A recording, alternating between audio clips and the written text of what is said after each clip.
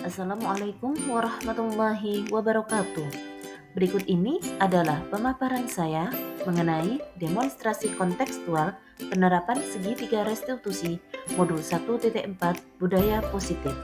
Saya Rohmania, JGP Angkatan 11 SMA Negeri 1 Menganti, Kabupaten Gresik, Provinsi Jawa Timur.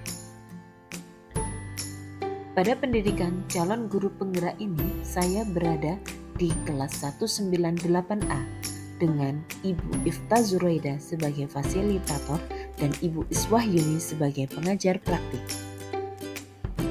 Pada demonstrasi kontekstual kali ini, tujuan pembelajaran khususnya adalah JGP dapat mempraktikkan pemahaman mereka tentang penerapan segitiga restitusi dengan murid di sekolahnya. Segitiga restitusi merupakan suatu proses yang dijalankan guru atau orang tua agar dapat menghasilkan murid atau anak yang bertanggung jawab. Segitiga restitusi terdiri dari 3 kegiatan. Yang pertama, menstabilkan identitas. Yang kedua, memvalidasi kebutuhan. Dan yang ketiga adalah menanyakan keyakinan. Pada kegiatan pertama, yaitu menstabilkan identitas, di mana pada menstabilkan identitas ini berdasarkan prinsip membuat kesalahan merupakan bagian dari sebuah proses pembelajaran. Yang kedua, mengubah anggapan identitas yang gagal menjadi identitas yang sukses. Kegiatan kedua, yaitu validasi tindakan yang salah. Yang pertama, berdasarkan prinsip setiap perilaku berupaya memenuhi kebutuhan tertentu. Yang kedua, mengenali dan mengakui kebutuhan murid akan memperbaiki hubungan dengan murid. Yang ketiga, guru akan menggeser pemikiran stimulus respon menjadi proaktif. Kegiatan yang ketiga, menanyakan keyakinan, di mana pada kegiatan ini murid akan diberi pertanyaan-pertanyaan bermakna untuk memunculkan motivasi secara intrinsik. Yang kedua, murid akan mampu mengaitkan keyakinan dengan tindakan yang salah. Berikut ini saya akan mencontohkan penerapan segitiga restitusi pada kasus 1, di mana kasus tersebut adalah saya sebagai wali kelas 11-2 mendapatkan laporan dari Bu Guru BK bahwa anak saya yang bernama Ahid sering sekali terlambat masuk sekolah, sehingga banyak pelajaran yang tertinggal. Berikut ini adalah penyelesaiannya dengan menggunakan segitiga restitusi. Assalamualaikum Ahid. Waalaikumsalam, Bu. Ahid tahu kenapa Ahid saya panggil ke sini? Tidak tahu. Tidak tahu. Baik. Ahid, dunia ini dapat laporan dari Guru BK bahwa kamu ini sering terlambat ya, Ahid? Iya, Bu.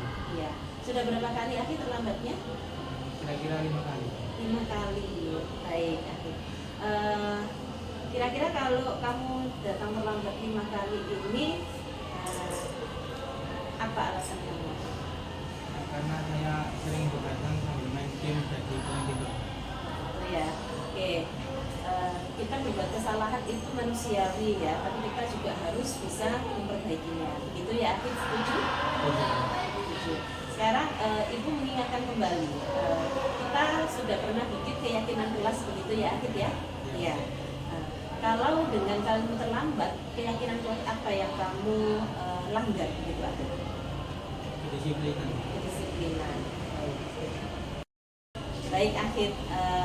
Menurut kamu sikap disiplin itu penting tidak? Penting, Bu, karena bisa membuat saya datang ke sekolah tepat waktu dan bisa membuat saya menghargai waktu juga. Baik, itu benar sekali ya. Ketika kita disiplin, kita bisa menghargai waktu, kita juga bisa menghargai orang lain yang ada di sekitar kita. Kemudian kita juga akhirnya pekerjaan kita juga tidak akan menumpuk, gitu ya. Ada kepedulian juga terhadap orang lain. Ya, Bu, saya menyesal sudah datang terlambat dan saya mohon maaf karena sering terlambat.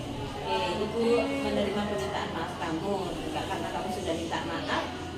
Untuk besok, apa yang akan kamu lakukan untuk tidak datang terlambat ke sekolah? Saya akan tidur lebih cepat dan tidak begadang lagi agar tidak terlambat ke sekolah, Bu. Baik. tidur lebih cepat begitu ya solusinya agar tidak datang terlambat ke sekolah. Ya. Oke, akhir itu saja dari Ibu, boleh kembali ke kelas ya. Ya Bu. Terima kasih.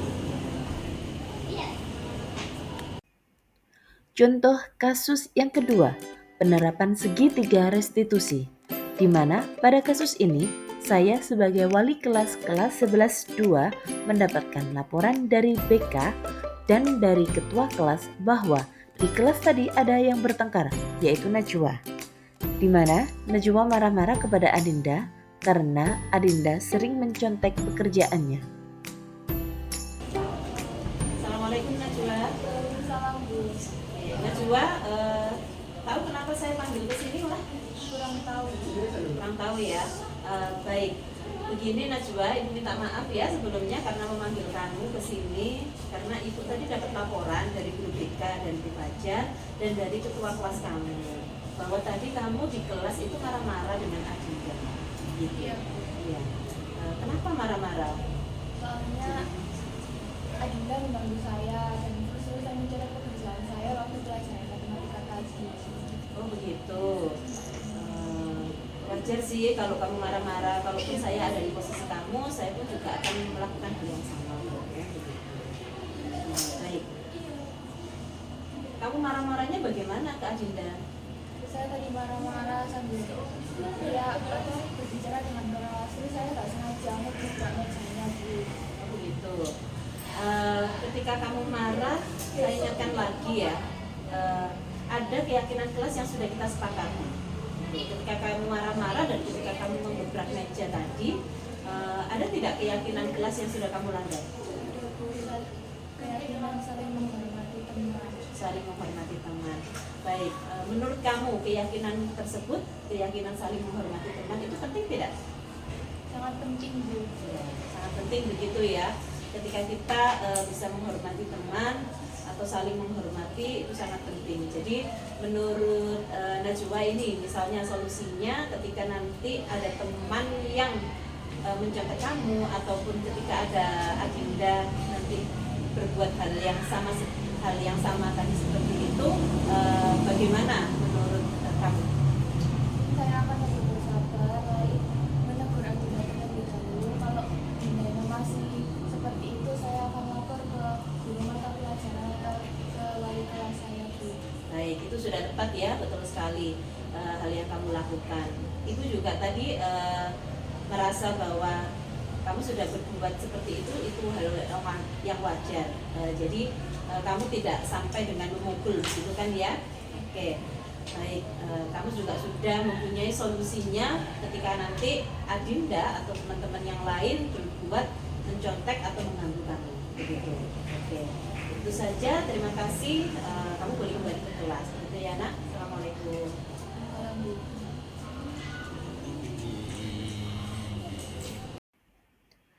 Berikut ini adalah pemaparan tanggapan dari kedua siswa saya yang telah saya ajak untuk berdiskusi menyelesaikan masalah mereka.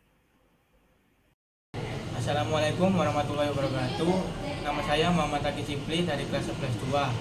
Saya senang sekali telah diajak diskusi oleh Bunia untuk mendapatkan solusi atas kesalahan yang saya lakukan.